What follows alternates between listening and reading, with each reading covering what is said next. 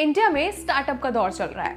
हर रोज एक नया फाउंडर अपना बिजनेस शुरू कर रहा है। तो अगर आप भी इस बारे में सोच रहे हैं, अपना बिजनेस लॉन्च करने वाले हैं, तो सबसे पहले ये समझने की जरूरत है कि आप किस टाइप का बिजनेस स्ट्रक्चर चूज करना चाहते हैं। प्राइवेट लिमिटेड, ओपीसी, एलएलपी या फिर कोई और बिजनेस स्ट्रक्चर। बाकी के मॉडल्स पर हम बात करेंगे अगले वीडियो में, लेकिन आज स्पेसिफिकली कंपैरिजन करेंगे प्राइवेट लिमिटेड कंपनी और वन पर्सन कंपनी के बीच में।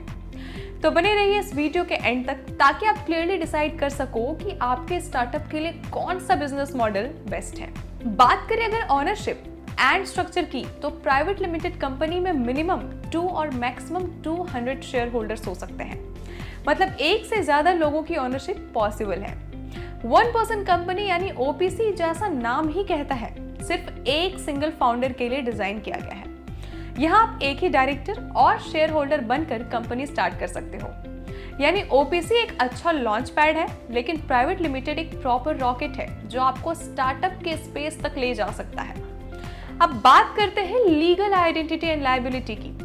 दोनों ही स्ट्रक्चर सेपरेट लीगल एंटिटी होते हैं। मतलब बिजनेस के डेब्ट्स और लायबिलिटीज आपके पर्सनल एसेट्स को अफेक्ट नहीं करते। आपकी पर्सनल प्रॉपर्टी सेफ रहती है। लेकिन प्राइवेट लिमिटेड में मल्टीपल शेयर होल्डर्स होने की वजह से रिस्क भी डिस्ट्रीब्यूट हो जाता है। ओपीसी में सारा लोड एक फाउंडर पे ही रहता है।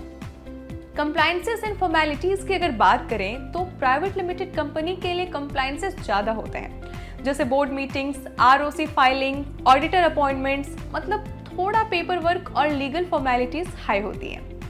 ओपीसी कंपैरेटिवली इजी है क्योंकि एक ही पर्सन मैनेज करता है, तो कंप्लायंसेस लिमिटेड होते हैं। आपको बोर्ड मीटिंग की रिक्वायरमेंट भी नहीं होती, लेकिन एनुअल फाइलिंग मैंडेटरी है। यानी कंप्लायंसेस पॉइंट ऑफ व्यू से प्राइवेट थोड़ा कॉम्प्लिकेटेड है। Extra efforts but long term benefits double. अब सबसे बड़ा सवाल आता है कि दोनों मॉडल्स के फंडिंग एंड इन्वेस्टमेंट में क्या डिफरेंस है। प्राइवेट लिमिटेड कंपनी इन्वेस्टर्स की फेवरेट होती है। वेंचर कैपिटलिस्ट और एंजल इन्वेस्टर्स प्रेफर करते हैं कि बिजनेस प्राइवेट लिमिटेड हो, क्योंकि इक्विटी शेयर्स इशू करना इजी होता है और ओनरशिप डिस्ट्रीब्यूट की जा सकती है। ओपीसी में लिमिटेशन होती है। यहाँ आपको एक्सटर्नल फंडिंग अट्रैक्ट करना टफ होता है क्योंकि सिंगल ओनर बेस्ड स्ट्रक्चर है। मैक्सिमम ग्रोथ के लिए ओपीसी को इवेंचुअली प्राइवेट लिमिटेड में ही कन्वर्ट करना पड़ता है। साथ ही अगर टैक्सेशन देखें तो दोनों प्राइवेट लिमिटेड और ओपीसी पर कॉर्पोरेट टैक्स लगता है जो अराउंड 25 to 30% होता है। मतलब टैक्स रेट काफी सिमिलर है। डिफरेंस कंप्लायंस और इन्वेस्टर पॉइंट ऑफ व्यू से ज्यादा दिखता है, टैक्सेशन में नहीं। लेकिन प्राइवेट लिमिटेड में आप सैलरी, डिविडेंड और डायरेक्टर रिम्यूनरेशन के थ्रू स्मार्ट टैक्स प्लानिंग कर सकते हो, जो ओपीसी में लिमिटेड होता है। अब बात करते हैं स्केलेबिलिटी एंड ग्रोथ की।